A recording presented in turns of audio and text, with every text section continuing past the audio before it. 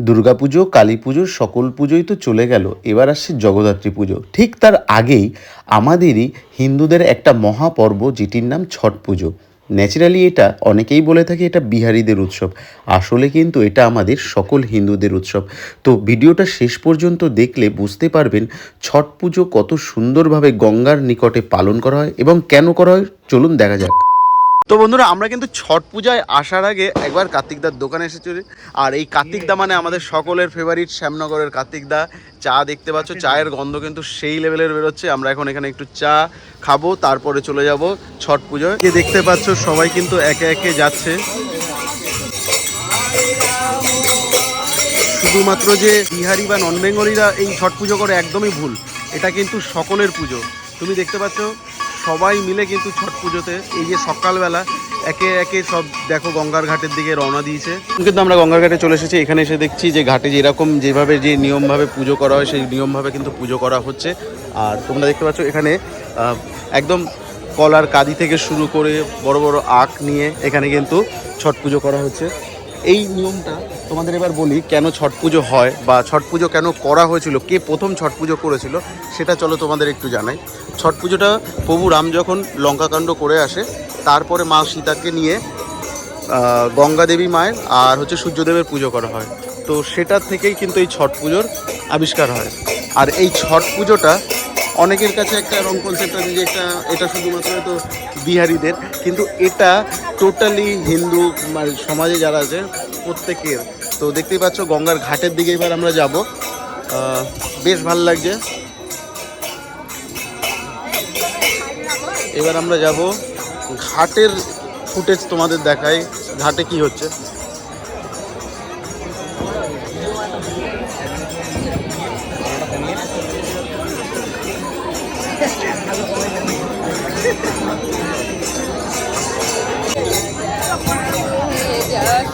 সবাই ঘাটের মধ্যে বসে, যে এর মধ্যে কি কি থাকে দেখো, যে ঠেকুয়া যেটা এই পুজোর মানে মেন প্রসাদ। আর দেখতে দেখতে এখানে কিন্তু ফানুস ছাড়া হচ্ছে, বেশ সুন্দর লাগছে।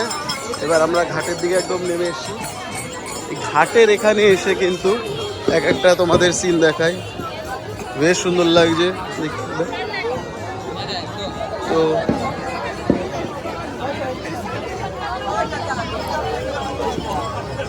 গঙ্গার ওই পারে রয়েছে চন্দননগর, আর যেখানে জগদ্ধাত্রী পুজো হয় বিশ্ববিখ্যাত চন্দননগর। আর লাইটও ওখানে মানে বোঝা যাচ্ছে যে ওখানে আমরা ওখানেও তোমাদের নিয়ে যাব চন্দননগরের ব্লগে, মানে ওখানে যে জগদ্ধাত্রী পুজোর ব্লগে রুমকি থাকবে, ওখানে ওরা আমাদের পুরো গাইড করবে। আর এখানে আপাতত তোমাদের যেটা আমরা দেখাচ্ছি।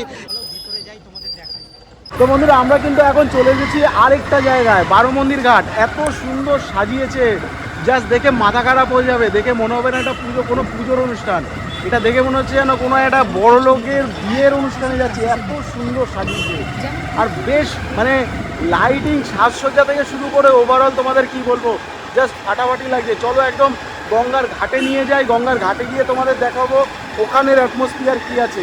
তো চলো, আমরা যতটা আগাচ্ছি আরও বেশি ভালো লাগছে, এতটা সুন্দর সাজসজ্জা, মানে জাস্ট ফাটাফাটি। শ্যামনগর ঘাট কমপ্লিট করে আমরা চলে এসেছি বারো মন্দির ঘাটে। বারো মন্দির ঘাটে এখানে এসে জাস্ট একটা মানে এমন সুন্দর, এখানে ফানুস ওড়ানো হচ্ছে, বাজি ফাটানো হচ্ছে। আর এখানে যেন মানুষের সংখ্যা, জনসংখ্যা জোয়ারে পরিণত হয়েছে। তো এবার যেখানে আমি তোমাদের একদম ঘাটের সামনে নিয়ে এসেছি, এখানে এসে দেখো যে এখানে বেশ মানে যত মানুষের আনাগোনা এই জায়গাটায় বেশি রয়েছে। আর এখানে আর পুরোপুরি মানে দেখো না যে জাস্ট অসম্ভব একটা সুন্দর লাগছে যে সবাই মিলে একসাথে বসে এই পুজোটা, এই তিওয়ারটা সবাই একসাথে মানায়। আর এত সুন্দর মানে এখানে যেরকম নিয়মটা হয়তো আমি অনেকটাই তোমাদের বলতে পারছি না কিভাবে কি করা হচ্ছে, তবে যেটুকু দেখাতে পাচ্ছি অনেকটা এর মাধ্যমে তোমরা বোঝার চেষ্টা করো কিভাবে পুজোটা হচ্ছে। সুন্দর লাগছে ব্যাপারটা। আর এখানে কিন্তু সবাই প্রত্যেকে তার বাড়ির যেরকম জিনিসগুলো নিয়ে আসে সেইভাবে কিন্তু ছট পুজো করছে। আর জাস্ট তোমাদের এখন জনসমুদ্রের মধ্যে ঢুকিয়ে দিচ্ছি, দেখে মনে হবে কুম্ভের মেলায় চলে এসেছি। কাতারে কাতারে লোকজন গঙ্গার ঘাটে একদম সকালে এসে সূর্য প্রণাম করবে, মা গঙ্গাকে পুজো করবে, সেই সমস্তটা কিন্তু এরা এখানে নিষ্ঠাভাবে পালন করছে। সাথে সাথে কেউ ফানুস উড়াচ্ছে, কেউ বাজি ফাটাচ্ছে, মানে একটা মহোৎসব। যেমনটা বাঙালিদের দুর্গাপূজা, ঠিক তেমনটাই কিন্তু বিহারি ভাই বোনেদের জন্য এটা সেই রকম একটা উৎসব। দেখতেই পাচ্ছেন যে কি পরিমাণে ঢোল নাগারা এখানে বাজিয়ে এই সেলিব্রেশনটা করা হয়।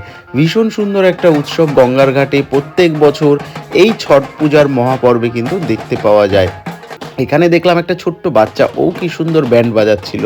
তো এগুলো দেখে কিন্তু বেশ ভাল লাগছিল, আমরাও খুব আনন্দ উপভোগ করছিলাম। যেহেতু আমার জীবনে দেখা প্রথম ছট পূজার কোনো অনুষ্ঠান, তাই কিন্তু আমি এর মধ্যে হারিয়ে গেছিলাম। এত জনসমুদ্র আর এত সুন্দরভাবে প্রত্যেকে কি সুন্দরভাবে কলার কাঁদি, তারপরে নারকেল, তারপরে ঠেকুয়া, এই সমস্ত প্রসাদাদি নিয়ে এখানে কিন্তু উপস্থিত হয়। দাদাকে পেয়ে গেছি। দাদা, ছট পুজো আমরা কেন করি? ছট পুজো হচ্ছে লোকাস্থার মহাপর্ব, হচ্ছে ছট পুজো। যখন ভারতীয় সংস্কৃতি হিসেবে মানে সবসময় দেখা গেছে যে মানুষ যে সূর্যাস্ত হয় সেটাকে পুজো করে, বা সূর্যোদয় হয় সেটাকে পুজো করে। কিন্তু ভারতবর্ষের সংস্কৃতি, কিন্তু সনাতনীদের ইতিহাসে ছট পুজো হচ্ছে এমন একটা পুজো যেখানে সূর্যাস্ত এবং সূর্যোদয় দুটো পর্বকেই পুজো করা হয়। আচ্ছা, তাই জন্য ছট পুজো আর কি আমরা সেভাবেই পালন করি। তো বন্ধুরা, কেমন লাগছে এই জায়গাটা? তোমাদের ভিডিওটা কেমন লাগলো অবশ্যই কিন্তু কমেন্ট করতে ভুলবে না। আর ভিডিওটা ভালো লাগলে লাইকটা অবশ্যই করে দিও, সাবস্ক্রাইব অবশ্যই করো, বেল ঘন্টিটা বাজিয়ে রাখলে কী হবে, সব নোটিফিকেশান চলে আসবে। আর এত সুন্দর সুন্দর ভিডিও কেন আনছি? শুধু তোমাদের জন্য।